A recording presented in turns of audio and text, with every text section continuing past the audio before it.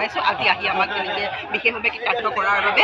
আজি নৱাগত আদৰণি সভাই আমাৰ বাবে অতি সৌভাগ্য দিন, যিহেতু আমিও নৱাগত। আজি এই বিদ্যালয়ত নৱাগত হিচাপে আজি কাৰ্যসূচীত অংশগ্ৰহণ কৰিবলৈ পাই নথৈ আনন্দিত হৈছোঁ, কিয়নো ইয়াৰ অধ্যক্ষ মহোদয়কে ধৰি সকলো শিক্ষাগুৰুসকলৰ নিৰ্দেশনা আৰু তত্বাৱধানৰ লগতে দ্বিতীয় বৰ্ষৰ সমূহ শিক্ষাৰ্থীসকলৰ যি উদ্যম উৎসাহেৰে আজি এই অনুষ্ঠানটি পাতিছে, তাৰ বাবে যি আদৰণীয় এটা প্ৰচেষ্টা লৈ পেলাই এই অনুষ্ঠান পাতিছে, তাত আমি অংশগ্ৰহণ কৰিবলৈ পাই নিচেই সৌভাগ্যৱতী বুলি অনুভৱ কৰিছোঁ। বহুত ভাল লাগিছে। ইয়ালৈ আহি এটা কথাই শিকিছোঁ, প্ৰতিখন ব্যস্ত আৰু প্ৰতিখন কৰ্মঠ হোৱা। গতিকে এই প্ৰেৰণাৰে যদিও আমি এতিয়া যথেষ্টখিনি বয়স অতিক্ৰম কৰিছোঁ, তথাপিতো আমাৰ যি কৰ্ম উৎসাহ কৰ্মপ্ৰেৰণা তাৰ যিটো আমি প্ৰেৰণা পাইছোঁ, তাৰ বাবে আমি অশেষ ধন্যবাদ জনাইছোঁ। এইখিনি। নমস্কাৰ। নমস্কাৰ। চৰকাৰী শিক্ষণ মহাবিদ্যালয় নগাঁৱত মানে আমি প্ৰথম বৰ্ষত আৰম্ভ কৰিছোঁ। 2024-26 বৰ্ষত মানে 26 বৰ্ষতে শেষ হ'ম।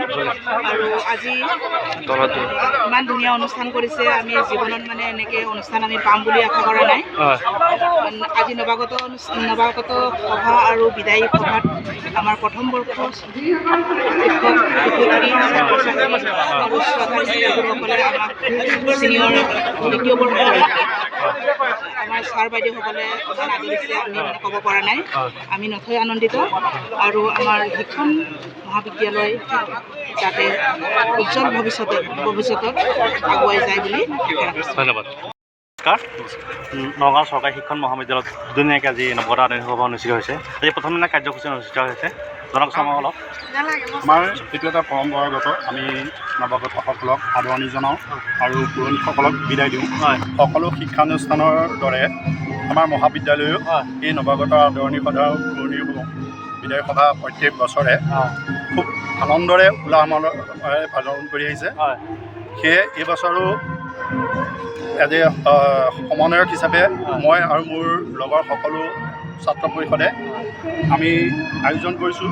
শিক্ষাৰ্থীসকল আৰু আমাৰ শিক্ষাগুৰুসকলে আমাক যথেষ্ট সহায় জনাইছে, লগতে আমাৰ যিসকল জ্যেষ্ঠ বিধায়কী তেওঁলোকেও আহি পেলাই আমাক উৎসাহিত কৰিছে।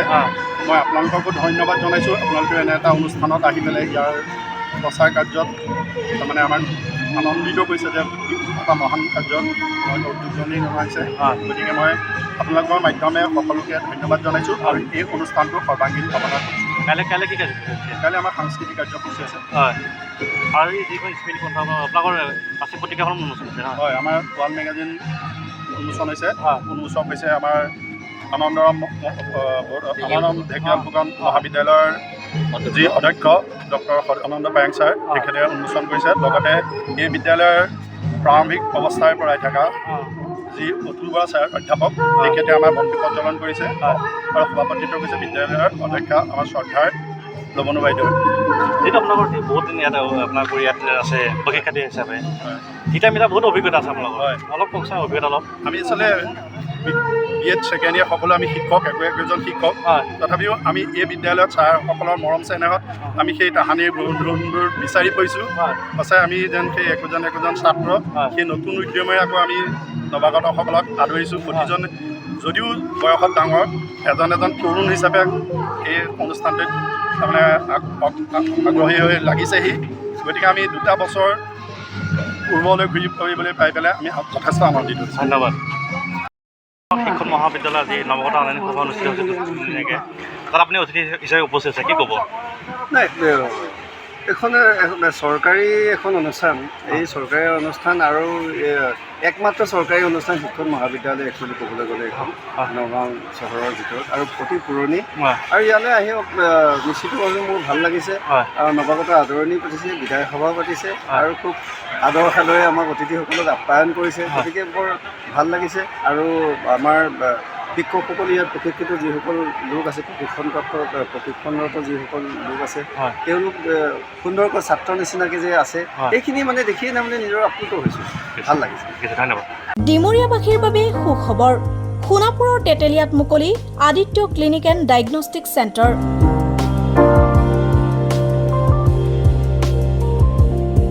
য'ত ৰোগীৰ বাবে উপলব্ধ pharmacy, digital X-ray, super speciality OPD clinic, day care centre, ECG 2D echo, endoscopy, Holter study, ultrasound 2D, 3D, PFT, TMT, EEG। বিশেষকৈ হৃদৰোগৰ সকলোবোৰ পৰীক্ষা নিৰীক্ষা কৰিব পৰা ব্যৱস্থা উপলব্ধ আদিত্য ক্লিনিক এণ্ড ডায়েগনষ্টিক চেণ্টাৰত।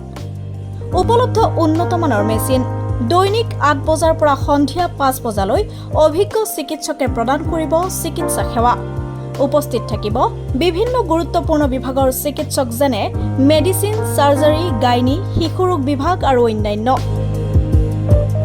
যোগাযোগৰ নম্বৰ 9365560093 অথবা 6002154585।